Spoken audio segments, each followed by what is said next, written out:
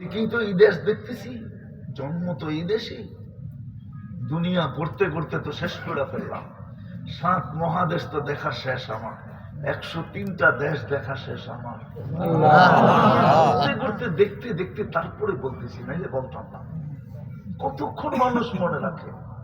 হায় হায়, 3 দিনের বেশি মনে রাখে না। 3 দিনই মনে রাখে, 4th দিন আর মনে রাখে না। এই জন্যই কবি বলে, अजल तेरा कर देगी बिल्कुल सफाया, तुझे दुन्हाई के रहो सबसे आला, हो जीनत निराली हो फैशन निराला, यूं ही जिया करता है क्या मरने वाला, तुझे हुस्न जाहिर ने धोखे में डाला, जगह जी लगाने का दुनिया नहीं है, ये इबरत की जहाँ है तमाशा नहीं है। দুনিয়ার জন্য আমরা আমাদের অস্তিত্ব না, দুনিয়ার জন্য আমাদের অস্তিত্ব না, অনার্থক আমাদের সৃষ্টি না, অনার্থক আমাদের জন্য অনার্থক আমাদের জন্য সেবা না। 24 ঘন্টা সেবা দিতেছেন, অনার্থক না। গাজীপুরের মানুষ, বাংলাদেশের মানুষ একজনও বাংলাদেশে নাই যদি আল্লাহ শুধু পানির দামে অক্সিজেনের বিল নিতেন। পানির দামে 30 টাকা লিটার যদি অক্সিজেনের বিল ডেলি নিতেন, তাহলে ডেলি 16,500 টাকা বিল দিতে হতো। বাংলাদেশে কোনো মার লাল নাই এরকম যে জমিন বেচার ডেলি অক্সিজেনের বিল পরিশোধ করত, নাই বাংলাদেশে কেউ। শিল্পপতি আর মিল্পপতি রাখেন, চিনি আমরা। আজ না শিল্পপতি, কালকে কি ছিল? 16,500 টাকা ডেলি বিল দিতে হইতো, মাসে বিল দিতে হইতো 4,95,000 টাকা যদি 30 টাকা লিটার অক্সিজেন নিতেন বিল। ডেলি আমরা 550 লিটার অক্সিজেন নিই এই ওয়েদার থেকে। যদি 30 টাকা লিটার নিতেন, তাহলে ডেলি পার হেড। ও যুবক, কয় টাকা কামাও? আরে বলো না, এখানে তো বেশিরভাগ হলো শ্রমিক পেশার লোক। বলো মাসে কয় টাকা কামাও? 16,000। একদিনের বিলেই তো 16,500। আরো 500 বাহি। 29 দিনের বিল করতে দিতে, আমাকে 29 দিনের বিল করতে দিতে বল। মাসে বিল আসতো 4,95,000 টাকা। 30 দিনে মাস ধরলাম আমি। শুধু শুধু অক্সিজেনের বিল দিতেন। সেবা কে দেয়?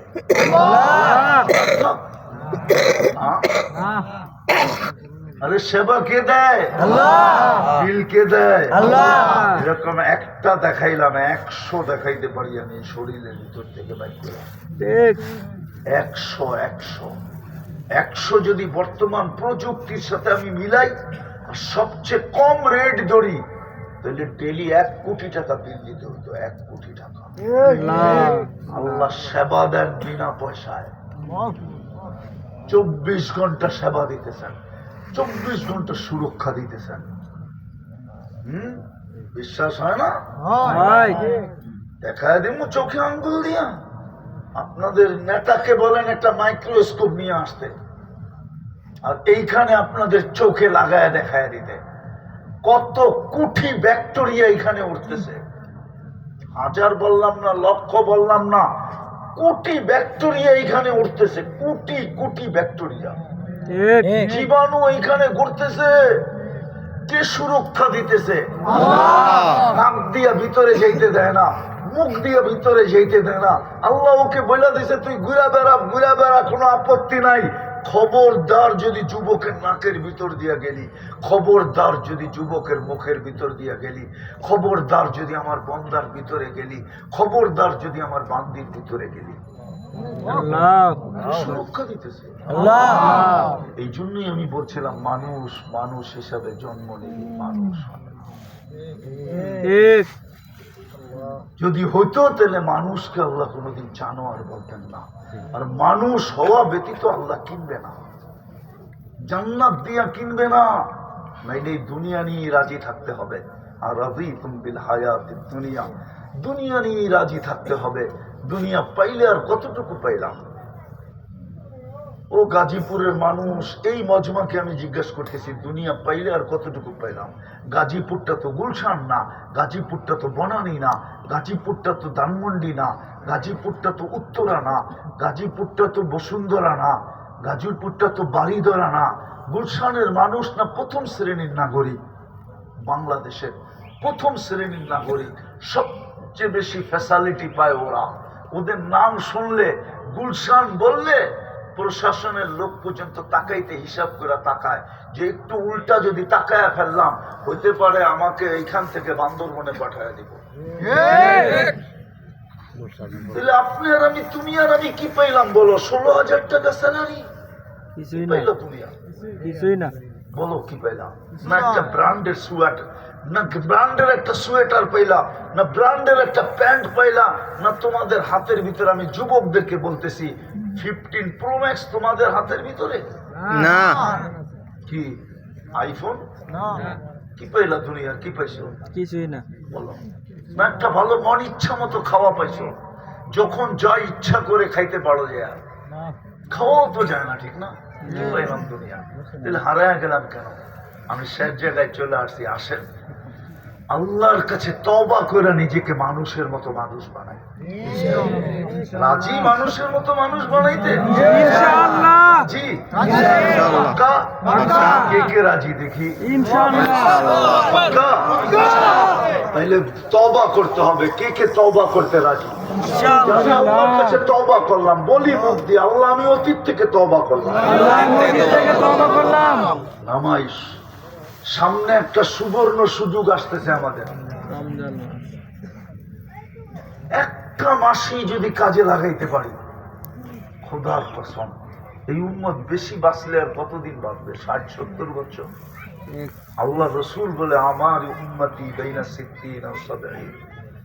60 তো আমার হয়েই গেছে, এখন যদি বাইচেও থাকি তো এটা বোনাস। আল্লাহ রসুল বলছে 60 অথবা 70, এর চেয়ে বেশি যারা বাঁচবে তাদেরকে হাতের করে গোনা যাবে। কয়দিন থাকবো? 60-70 বছর সামনে একটা সুযোগ আসতেছে, বেশি করতে হবে না এই উম্মতকে।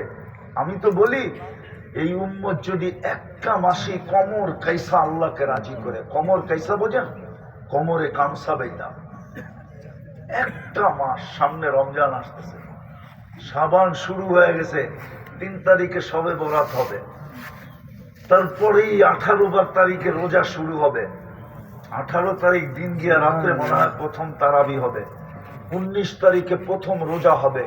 একটা মাসই যদি আল্লাহকে দিয়ে দিতে পারি, কমর কাইসা, 1 মাস, শুধু 1 মাস না, 1 মাস 70 মাসের সমান।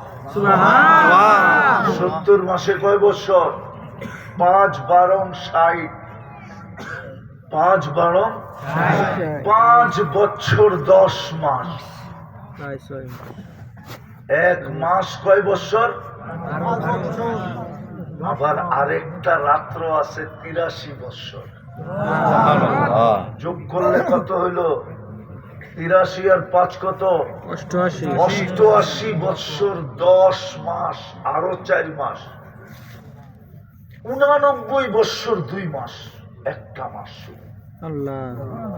এই মজমা যদি আজকে অঙ্গীকার করে যে রমজান সামনে আসতেছে, আমি জীবনে একটা এরকম রমজান আমার জীবনে রাখবো যে এই রমজানের ভিতরে আমার 1 ওয়াক্ত নামাজ কাজা হইতে দিব না, ছুটতে দিব না, রোজা ছুটতে দিব না। এই রমজানটাকে আমি আমার জীবনের শেষ রমজান আর সবচেয়ে বড় পুঁজি মনে করে আমি কাটায়া দিব। একটা রমজানে এই উম্মতের জন্য যথেষ্ট। আমি একটা যুক্তি দিতেছি, কোন 80 বৎসরের বৃদ্ধ যদি মারা গেল আর আল্লাহর সামনে দাঁড়াইলো, আর আল্লাহ যদি জিজ্ঞাসা করলো কি নিয়ে আসছিস, তো ও বুকে হাত দিয়া বলতে পারবে 1 রাত্র নিয়ে আসছি। আল্লাহ যদি চেতা বলে 1 রাত্র, কেন চেতেন কেন? 1 রাত্র তো 83 বছর।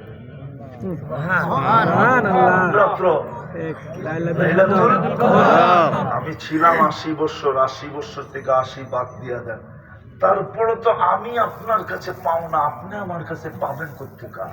এই ঠিক। যুক্তি তো সে দাঁড় করাইতে পারে না, পারে না? পারে। কি যুক্তিটা বুঝে আসলো না? জি হ্যাঁ, জি সামনেই রমজান রয়ে গেছে, নিজেকে প্রস্তুতি নেওয়া যায়, ইনশাআল্লাহ নিজেকে বানাই বানাই জান্নাত দিয়া কিনবে, নাইলে আফসোস করতে হবে, বড় আফসোস করতে হবে। কোরআনে আফসোস লেখা আছে, কোনো কাজে দিবে না। আল্লাহ মাই যখন সন্তানের দিকে তাকানোর সুযোগ পাবে না, বাবাই যখন সন্তানের দিকে তাকান